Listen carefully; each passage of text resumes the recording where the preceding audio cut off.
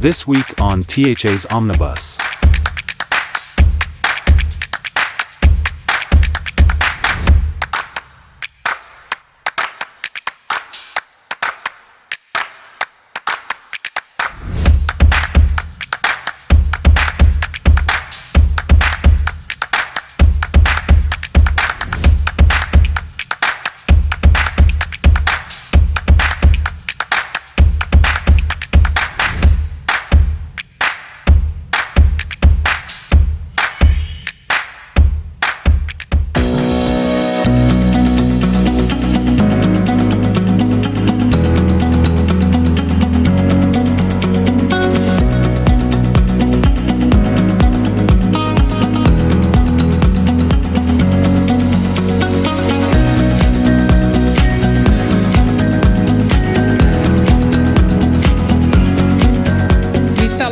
Not just an event, but the beginning of new opportunities and brighter futures for you and your families. At our division, we view housing as a human right. Every parcel of land, every home that we meet will be given out to Tobagonians. Today we have 4 recipients who will be receiving townhouses. And the infinite wisdom of the Executive Council, persons who will be receiving these townhouses will make a deposit of 10% of the cost. We have reduced the cost because we are going to give them as is because they need some repair works done on it. And then even one of the recipients who is a senior citizen, we have the Executive Council have waived the 10% deposit. And these recipients could pay as low as $1,000 a month to a high of $3,000 a month for the next 25 years.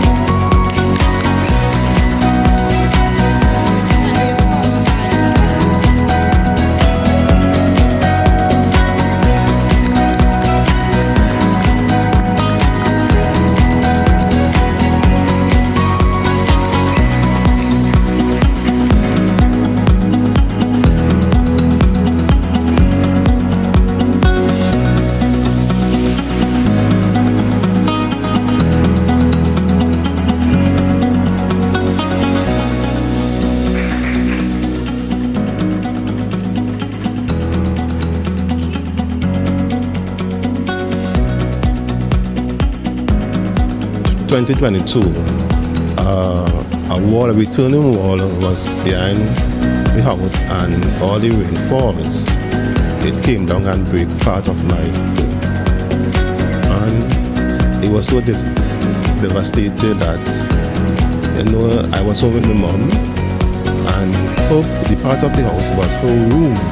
Well, first I was shocked because I know this is part 25, and then the next time when I was inside sitting and I heard the secretary say that they make a decision that they give me the full grant.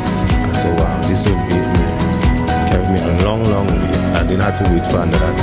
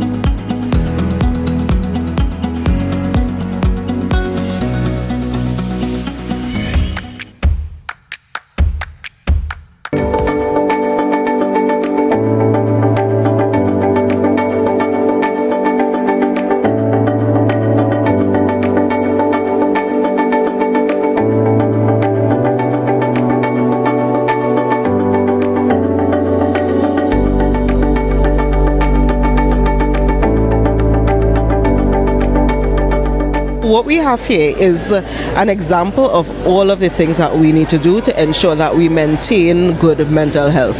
It starts with physical health, so there's an area where you can check your blood pressure and sugar and that kind of stuff, because we all know if we don't feel healthy physically, that can affect our mental health as well. We also have areas that help us identify how stressed we are. There are areas where you can actually go and chat with a counselor, which is wonderful. There's a table that speaks to spirituality and mental health, which is amazing because we are a very spiritual community. But then on this side of it, you see where we have the games and we have some of the more fun activities. We also have some physical activity here. There's a gym that's also represented here. And the totality of what we are telling people is when we do all of these little things, that is what would help us to develop good mental health, or to help us to maintain the mental health that we have, if that is a good one, or to get better. I heard about the mental health fair, the village, and I said I had to come because I heard about the sip and pain. We did it at work before, and I think it's very therapeutic. I would recommend it for anybody. So this initiative of the health department, I think it's excellent, and I would encourage anybody to come down to the fair and really benefit from all the aspects of the fair. The activities have been really entertaining, engaging. A lot of the games, it's been a while since I've actually had fun, that kind of way. So it's nice to just have some fun, laugh with some people I don't know, make friends.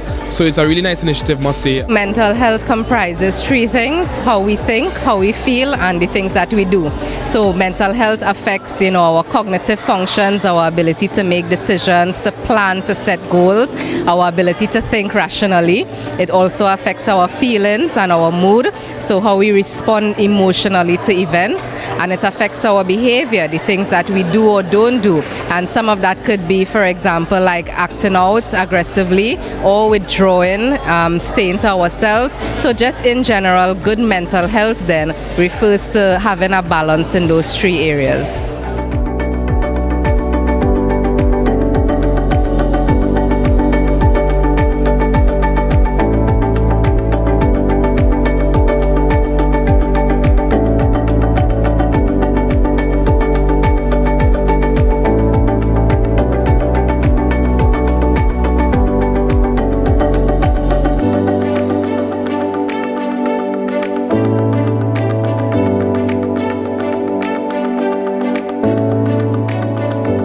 Living in a real world, and because of that we would have situations where we would be stressed at times, where we would have some issues, some conflict among us, and having the ability to understand and deal with these things, having an open atmosphere where you could share about your feelings about mental health. When I'm not feeling well, when I need just to take that mental health day, is critical. So prioritizing mental health in the workplace is really important for our people, especially for such a time like this. Set 1,000 strong.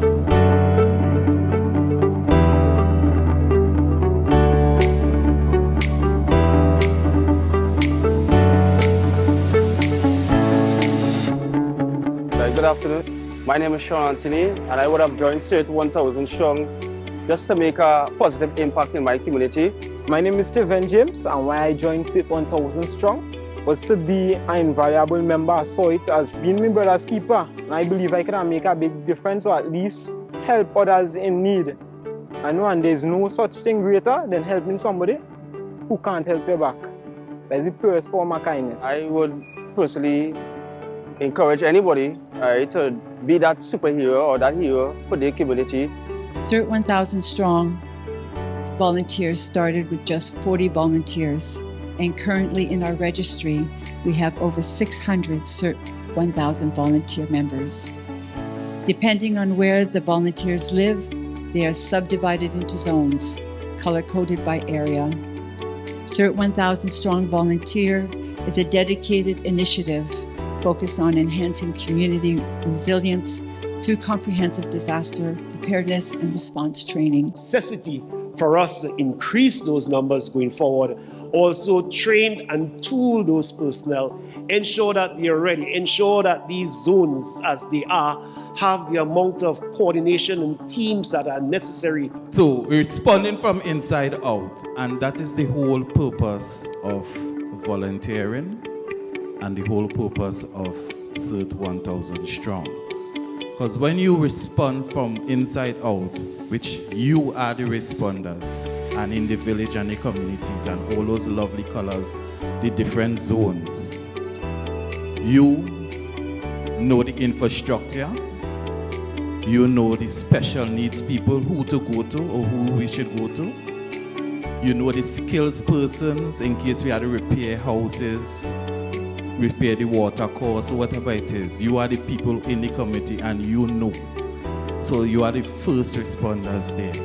If we should have a repeat of Hurricane Flora, which was only a category 3, if we are to have a repeat of those effects, it won't be a case of come out and do a job for pay. It will be a case of how do we come together as a community and get our island back to a sense of normalcy.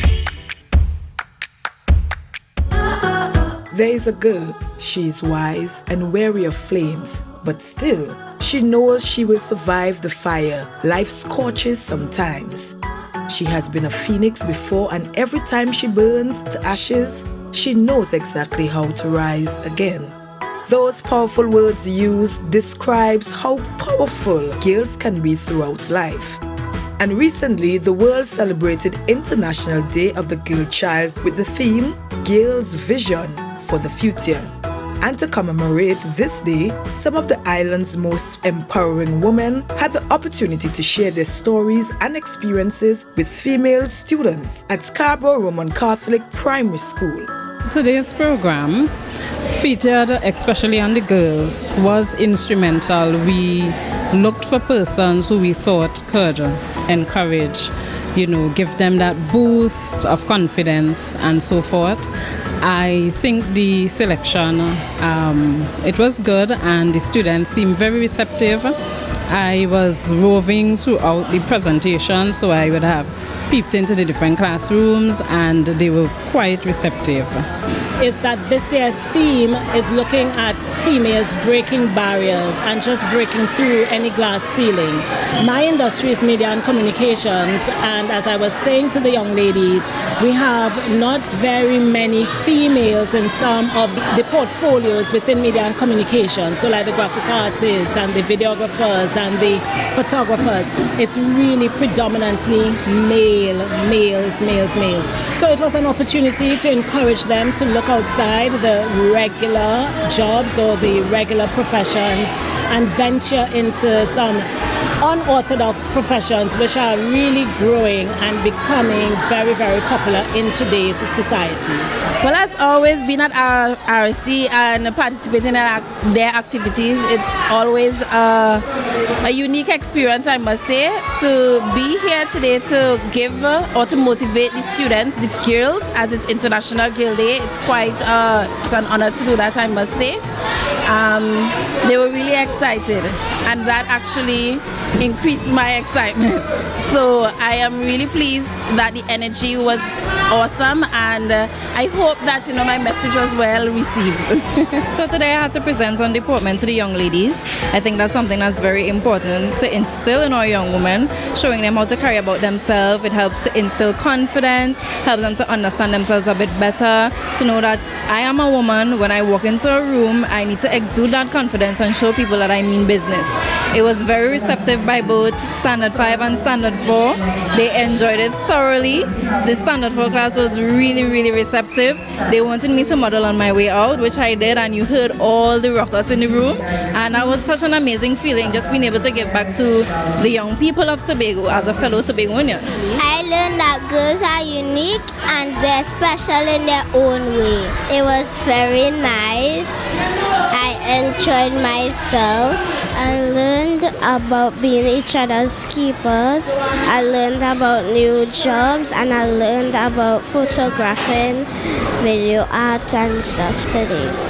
I enjoyed these sessions because it was fun, it was very uplifting, and I think it should continue throughout Trinidad and Tobago for the girls in Trinidad and Tobago.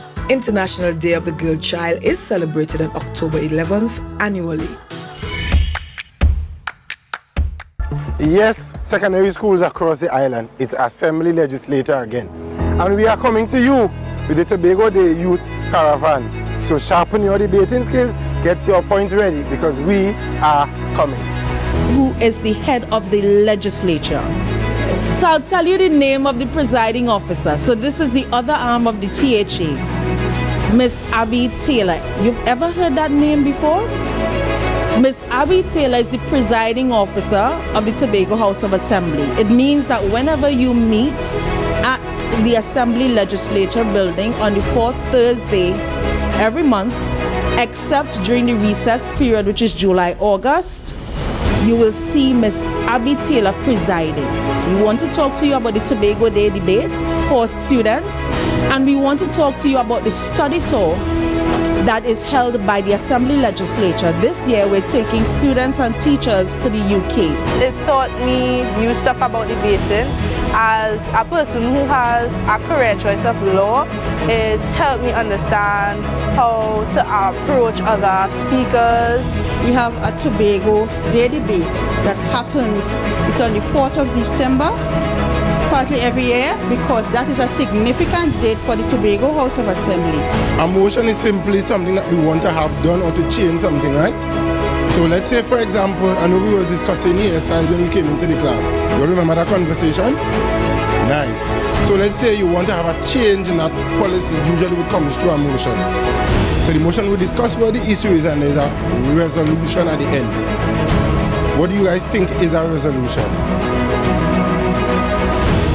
Right, it's a proposed solution to whatever the problem is.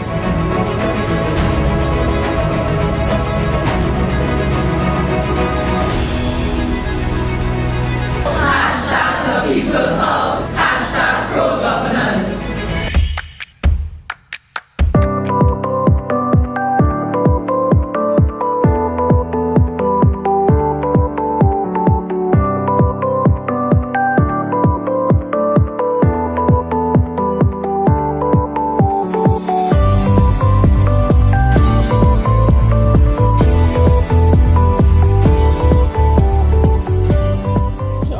What we're here to show them is that the public service has a great deal of opportunity, a wide range of options that they can take advantage of. And what I would like them to be is a catalyst for positive change in the public sector and in the country.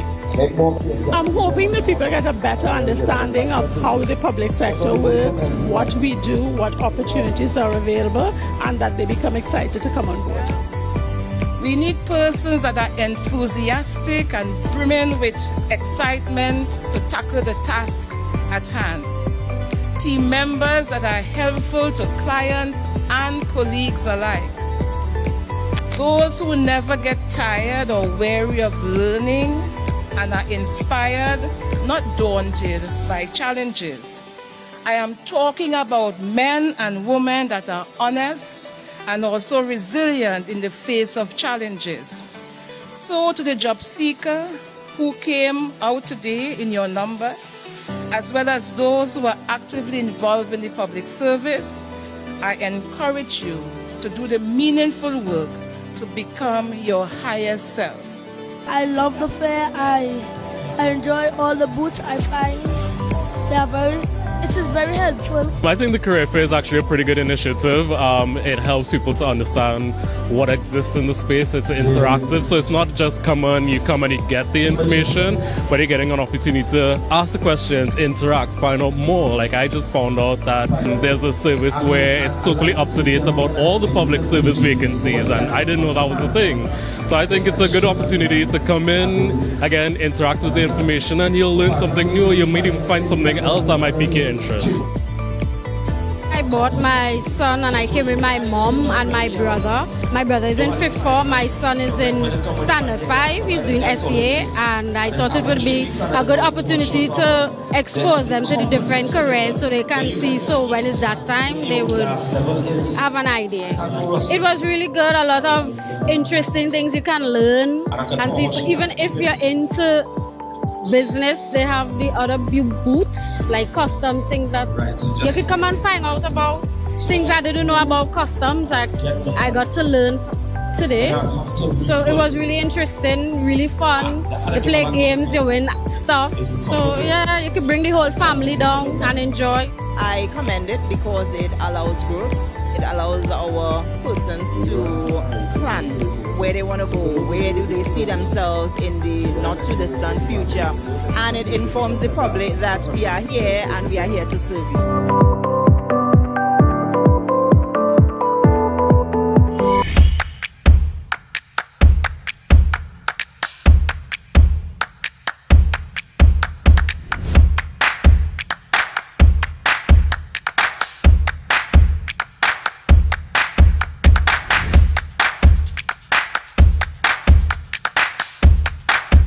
That has been a production of the Department of Information, Tobago House of Assembly.